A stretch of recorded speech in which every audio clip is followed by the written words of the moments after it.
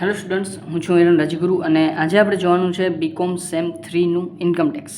એમાં આપણે unit number 1B જોઈ રહ્યા છીએ, બરાબર છે.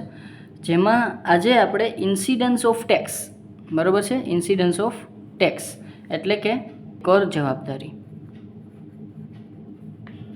ચાલો, તો કર જવાબદારી એટલે શું? હવે આપણે અત્યાર સુધી એક વસ્તુ શીખી ગયા કે કોઈ પણ એક વ્યક્તિ છે એ 3 પ્રકારના દરજ્જા ધરાવતો હોય, કોઈ પણ એક પ્રકારનો 3માંથી, બરાબર છે. એટલે કાં તો તે વ્યક્તિ રહીશ હોય એટલે કે એને આપણે રેસિડેન્ટ કહી શકીએ.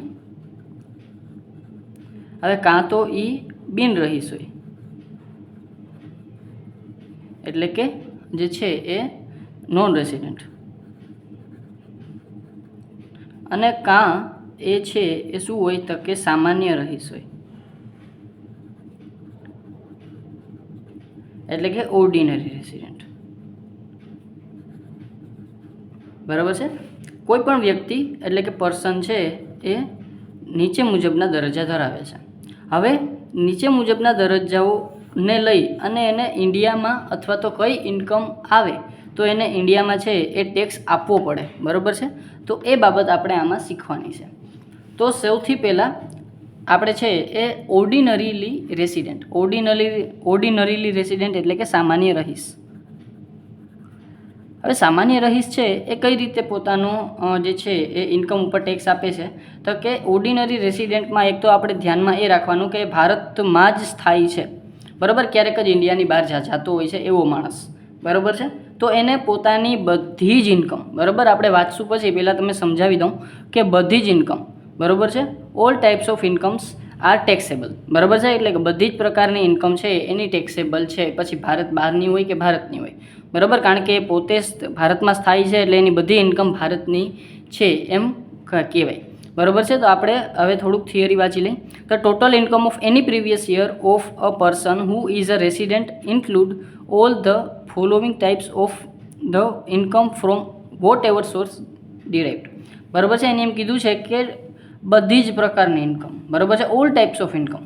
તો income which is received or deemed to be received in India by such person, બરાબર છે. હવે એવી ઇન્કમ કે જે આપણે છે એ ભારતમાં મળેલી છે, ભારતમાં રિસીવ કરેલી છે અથવા તો ભારતમાં મળેલી ગણાય એવી છે, બરાબર. ડીમ્ડ ટુ બી રિસીવ્ડ એટલે કે ભારતમાં મળેલી છે એવું આપણે ગણી શકીએ, બરાબર છે, એવું માની શકીએ.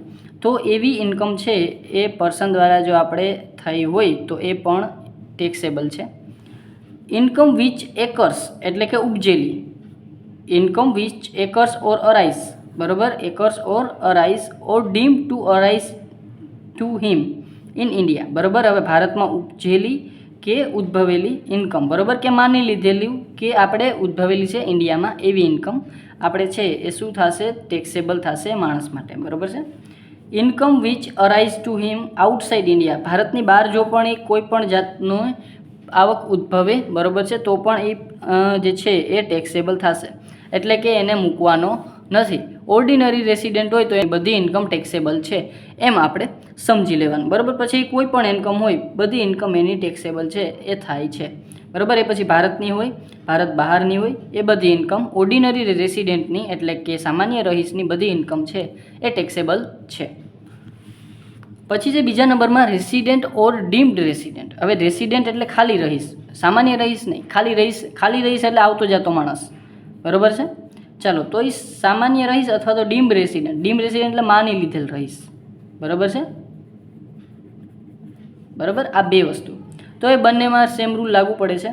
શું તો કે એની income received or deemed to be received in India, બરાબર. એકેય એવી ઇન્કમ છે જે ભારતમાં એને મળેલી હોય અથવા તો એવું માનવામાં આવે કે એ ભારતમાં મળેલી હોય, બરાબર છે.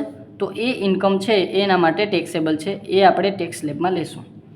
એની ઇન્કમ અરાઇઝ એટલે કે ઉદ્ભવેલી, or deem to arise in India એટલે કે એવી એક ઇન્કમ જે ભારતમાં ઉપજેલી છે, બરાબર છે, અથવા તો ઉદ્ભવેલી છે તેવી, અથવા તો માની લીધું કે આપણે ભારતમાં ઉદ્ભવેલી છે એવી income, any income arise or deem to arise in India is taxable, બરાબર. તો એના ઉપર આપણે ટેક્સ આપવો પડશે. એવી ઇન્કમ જે ભારતમાં મળેલી છે, એવી ઇન્કમ જે ભારતમાં ઉદ્ભવેલી છે. અને ત્રીજી કન્ડિશન છે એની income arise to him outside India and is derived from a business control in India or a profession setup in India. બરાબર છે. એટલે કે હવે એવી કોઈ ઇન્કમ છે જે આઉટસાઇડ ઇન્ડિયા થઈ છે, પણ આઉટસાઇડ ઇન્ડિયા તો થઈ છે, પણ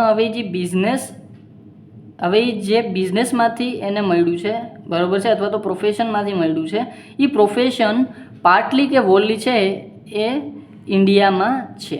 બરાબર છે. હવે જે ઇન્ડિયામાં એનું મેનેજમેન્ટ થાય છે, બરાબર, એવું આપણે કહી શકીએ.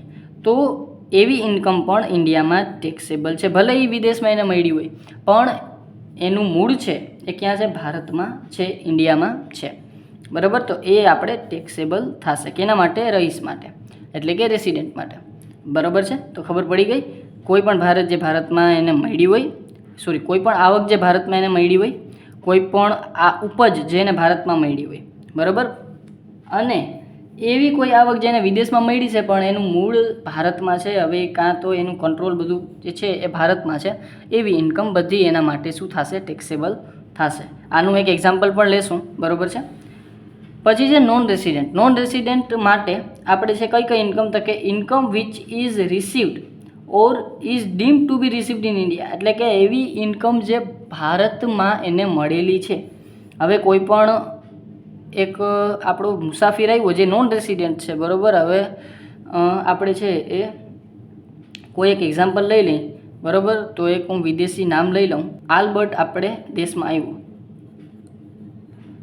બરાબર. હવે આલ્બર્ટ છે એ લોટરી લે છે, બરાબર. હવે આલ્બર્ટને લોટરી લાગી તો હવે એ ઇન્ડિયાની ઇન્કમ થાય, બરાબર. એ ખરેખર ક્યાંની ઉદ્ભવેલી ઇન્કમ થાય? ઇન્ડિયાની. તો હવે એ જે લોટરી લાગી છે એ લોટરી એના માટે ઇન્ડિયામાં જે છે એ ટેક્સેબલ છે, બરાબર. ઇન્ડિયાની બહાર જાય તો એને છે એ લોટરી ઉપર શું આપવું પડે? ટેક્સ આપવો પડે. પછી જ ભારતની બહાર પાછો જઈ શકે, બરાબર છે. તો income which is received or deem to be received in India. Income arise or deem to be arised in India. એટલે કે એવી ઇન્કમ જે ભારતમાં ઉદ્ભવેલી છે, એવી ઇન્કમ છે એ શું થાય? એના માટે ટેક્સેબલ થાય, બરાબર છે. ચાલો, તો આ થઈ ગયા એના થોડાક રૂલ, બરાબર છે. ઓર્ડિનરી રેસિડેન્ટ માટે બધી ઇન્કમ ટેક્સેબલ છે. રેસિડેન્ટ માટે જે છે એ એવી ઇન્કમ જે ભારતમાં અરાઇઝ થઈ છે અથવા તો ભારતમાં રિસીવ થઈ છે, એવી ઇન્કમ, અથવા તો જે વિદેશમાં રિસીવ થઈ છે પણ એનું મેનેજમેન્ટ ભારતમાં છે, તો એવી ઇન્કમ એના માટે ટેક્સેબલ છે. અને નોન રેસિડેન્ટ માટે જે છે એ એવી જે ઇન્ડિયામાં જ ખાલી એને રિસીવ થઈ છે અથવા તો જે છે અરાઇઝ થઈ છે, એવી ઇન્કમ છે એ ટેક્સેબલ છે.